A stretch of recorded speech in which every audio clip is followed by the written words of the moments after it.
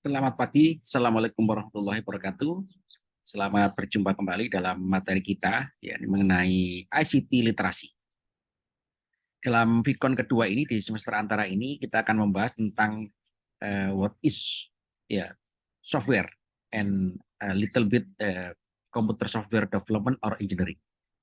Saya Pak Dr. Ucu Darussalam akan menyampaikan materi ini kepada Anda dan materi ini akan saya unggah di LMS. Saudara-saudara, komputer itu tidak hanya hardware elektronik yang mengolah sinyal digital.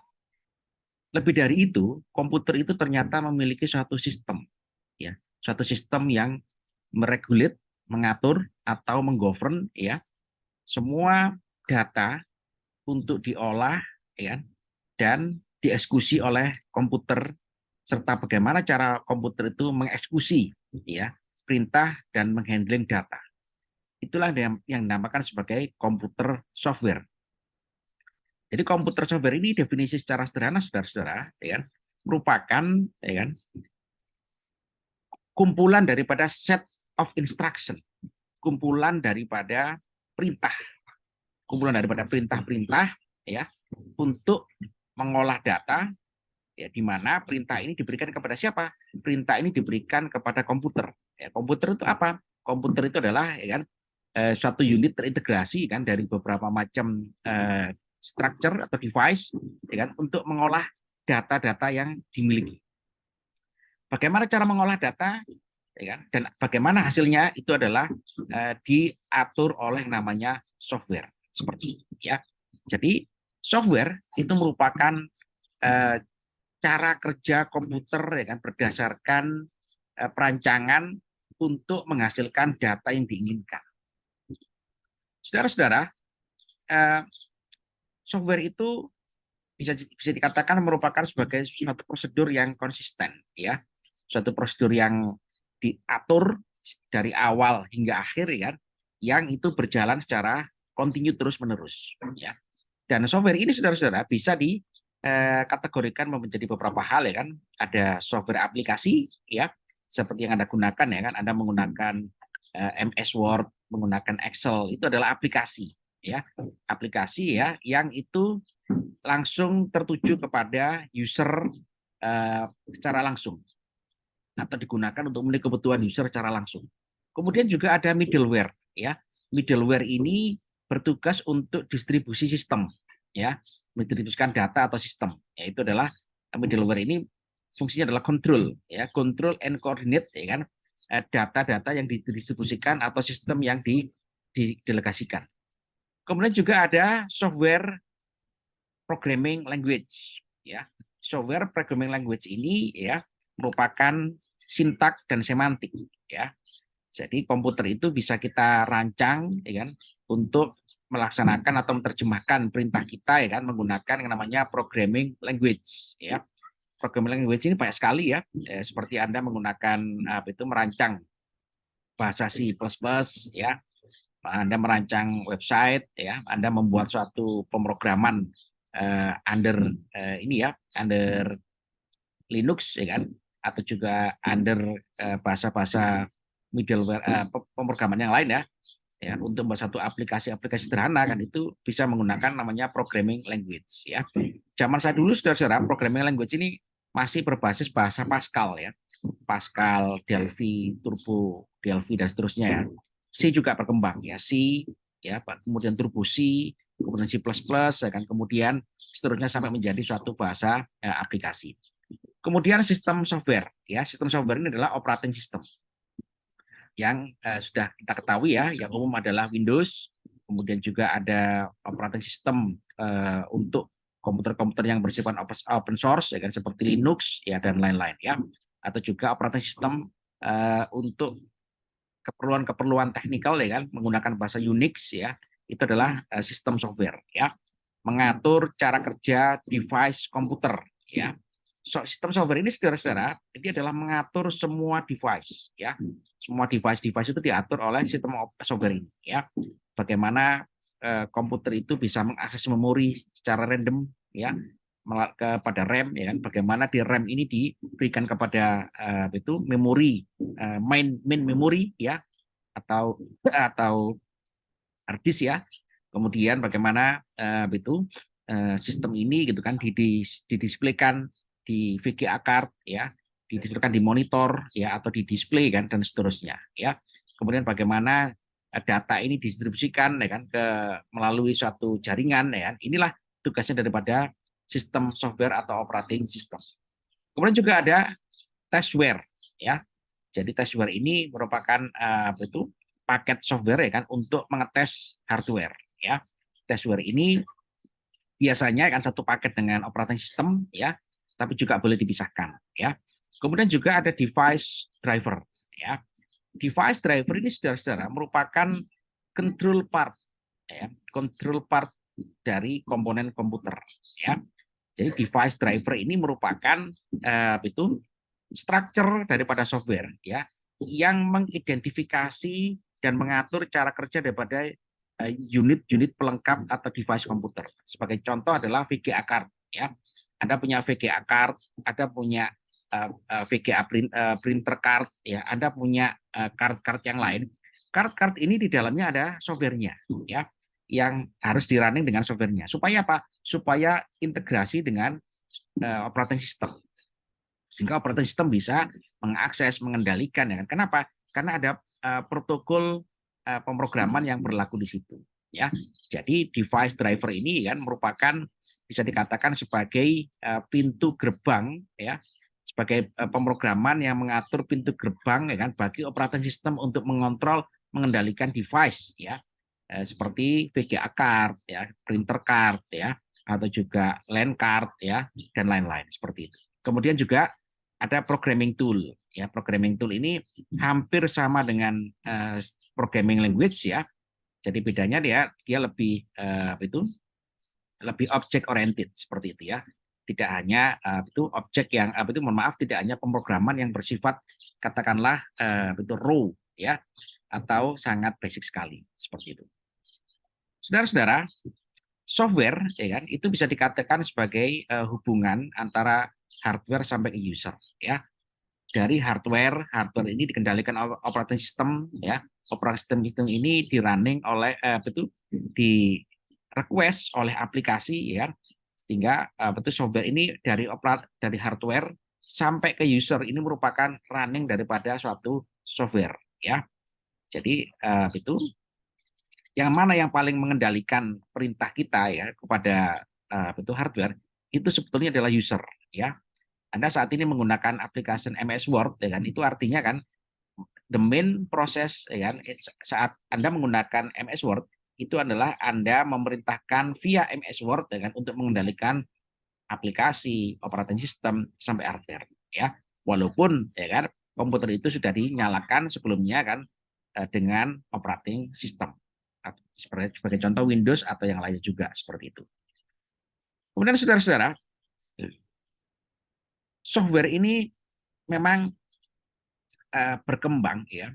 Salah satu driver komputer berkembang itu adalah karena memang adanya ilmu tentang pemrograman ya atau ya itu information processing.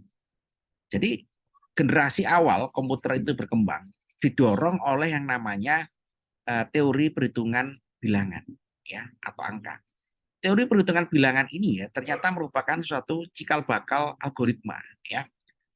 Algoritma ditemukan ya kan karena algoritma itu adalah ya algoritma itu zaman dulu bisa dikatakan sebagai prosedur baku ya, prosedur baku untuk merunning suatu perhitungan ya. Nah, prosedur baku ini ya kan atau langkah-langkah yang baku ini gitu kan akhirnya bisa diterjemahkan oleh proses pengolahan sinyal di dalam komputer sehingga itulah mulai dikenalkan namanya software ya. Jadi berasal dari kata soft lunak ware perangkat ya, perangkat lunak. Perangkat lunak yang itu merupakan set of instruction ya, pemrograman ya yang ditanamkan ke dalam komputer. Sehingga apa saudara-saudara kan software itu sangat-sangat melengkapi ya. Komputer sebagai hardware tidak akan bisa berjalan tanpa adanya software tadi itu ya, perangkat lunak. Karena perangkat lunak inilah yang sebetulnya mengatur dan menjalankan ya bagaimana komputer itu bekerja. Sehingga generasi awal komputer itu ya yang paling mudah ya berkembang itu adalah pemrograman yang sederhana ya. Pemrograman sederhana itu adalah bahasa-bahasa mesin ya. Bahasa-bahasa mesin dengan bagaimana saya mengambil memori ya, mengambil memori angka-angka ya. Kemudian angka-angka ini dihitung, dikomput ya kan, itu adalah merupakan set of instruction ya, algoritma. Kemudian saudara-saudara ya kan, hardware software ya itu bisa kita lihat ya kan sebagai mohon maaf ya di dalam slide ini mohon maaf. Ya. Nah, komputer pertama ya itu sebetulnya sejak tahun 48 ya bakal komputer ya, tapi di sini tulis tahun 50. Oke, nggak masalah ya. Jadi saudara-saudara kan, pertama kali komputer secara elektronik ini masih bersifat telegraf ya. Dia sudah berhasil mengolah sinyal digital, tapi dia ya kan didrive kan oleh telegraf ya, telegraf sistem ya. Jadi masih mengadopsi telekomunikasi yang ada pada zaman itu ya, karena komunikasi zaman itu menggunakan telegraf ya. Jadi itu proses signaling ya, pengolahan sinyal itu masih menggunakan switch analog ya kan. Bagaimana cara menghubungkan itu mengolah sinyal itu menggunakan metode analog seperti itu ya, analog electrical seperti itu. Kemudian saudara-saudara kan, orang mulai mengenal ya kan second generation ya kan, itu adalah itu bahasa pemrograman yang paling awal ya, the first generation of language programming ya. Ini menggunakan itu dikonsepkan sebagai 2GL ya, 2GL. Jadi itu second generation language of computer ya. Ini masih berbasis kepada itu bahasa yang katakanlah sangat mesin sekali ya, sangat mesin sekali. Jadi kalau kita mau tracing ya bagaimana contoh pemrograman ini ya, itu bahasa mesin ya, nggak ada istilah-istilah seperti yang Anda gunakan di bahasa C gitu kan ya. Itu adalah itu misalkan ya, bahasa C itu ada katakanlah input atau proses atau output ya, yang itu seperti kita kenal ya kan, misalkan itu contohnya adalah Anda mengambil device ya, import atau ekspor ya, mengambil satu data dari suatu unit lain ya. Anda bisa menggunakan kata include di situ kan, include ya kan, atau juga insert ya di bahasa pemrograman yang lain ya, atau juga yang lain ya, atau juga ekspor, import ya kan. Itu bahasa kata-kata seperti itu saudara yang kita tulis di dalam dulu ya zaman saya kan DOS ya, di operating system ya. Kalau sekarang sudah ada di dalam terminal ya, terminal itu zaman dulu tidak seperti itu. Bahasanya itu masih bahasa cenderung simbolik ya, simbolik yang kurang lebih sama ya. Perintahnya adalah ngambil data, ngolah data, menampilkan data atau nyimpan data ya. Jadi kalau Anda kan dengan bahasa aplikasi yang sekarang ini kan tinggal nyimpan ya, save ya. Tapi kalau zaman dulu saudara-saudara, perintahnya bukan save, bukan lagi berupa grafik ya, tapi bahasa mesin seperti itu. Nah, ini kita sebut sebagai second GL ya. Bentuknya seperti apa ya? Memang saya juga belum melihat ya, tapi kurang lebih ya bahasa mesin seperti itu. Atau juga numerik ya. Saudara-saudara, selanjutnya adalah itu berkembang lagi ya. Nah, ini lumayan ya, third generation ya. Third generation ini ya kan itu disebut sebagai Fortran.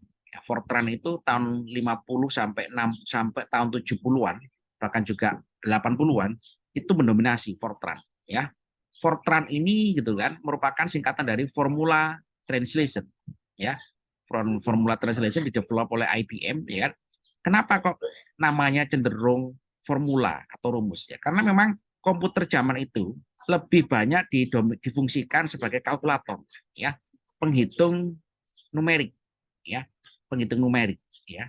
Jadi komputer itu seperti kita ketahui sejarahnya kan merupakan alat bantu hitung ya, atau kalkulator. Sehingga apa? Sehingga pemrograman saat itu ya kan yang berkembang itu lebih banyak difungsikan hanya sebagai pengolah number ya, atau number processing. Nah, inilah akhirnya di develop ya, program namanya Fortran ya kan. Di samping itu juga ini terkait ya, perkembangan teknologi dengan perkembangan ekonomi itu selalu terkait. Zaman itu kan perusahaan-perusahaan kan atau ekonomi kan sudah mulai mengkomput data-data numerik yang sangat banyak sekali ya. sudah mulai ada cikal bakal big data ya. Setiap hari orang melakukan transaksi ya secara manual, bagaimana cara manual ini diolah, disimpan ya kan, tidak hanya melalui buku katalog ya atau buku jurnal keuangan ya kan, dibawa ke data ke dalam komputer. Di developnya akhirnya suatu software Fortran ya, formula translation. Ya, masih lebih dominan untuk menghitung number atau numerik seperti itu. Ini berkembang ya Fortran ini ya sampai menjadi suatu itu pemrograman ya, pemrograman yang katakanlah itu sudah mulai ya itu melibatkan teks ya, teks itu sudah mulai bisa ditampilkan ya, kemudian teks itu juga sudah mulai bisa diolah ya kan, itu Fortran ya mulai berkembang di situ. Dikembangkanlah yang namanya 4GL ya. 4GL ini ya kan sudah mulai mengarah kepada complexity ya atau kompleksitas ya. Kompleksitas daripada pemrograman ya kan lebih mendekati kepada bahasa manusia ya. Fortran ya kan atau sebelum-sebelumnya kan itu lebih ke bahasa mesin ya, sehingga fungsi-fungsi yang kita tulis di situ itu ya kan itu tidak terstruktur seperti cara manusia berpikir. Padahal memang algoritma itu ya kan langkah-langkah yang menerjemahkan pola pikir kita dalam menyelesaikan suatu masalah. Tapi masalahnya komputer pada saat itu tidak bisa, ya belum bisa menerjemahkan perintah manusia 100% secara algoritma.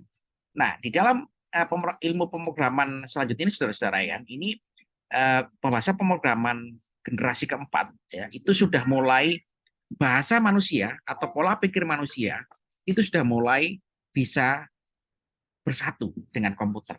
Nah, inilah akhirnya ya kan berkembang ya kan bahasa-bahasa pemrograman ya kan, bahasa Pascal ya, bahasa C ya sudah mulai berkembang ya kan untuk ya kan mengupgrade ya, bukan menghilangkan ya, mengupgrade bahasa mesin. Jadi bahasa mesin komputer itu diupgrade ke bahasa manusia ya. Anda ngambil data input, include, insert, ya, include, ya kan itu sudah mulai mengadopsi kan perintah-perintah manusia. Sebagaimana Anda saat ini ya Dikman ya, Dikman kan, Anda merintahkan anak kecil ya untuk ngambil sampah. Apa kata perintahnya? Tolong, Pak.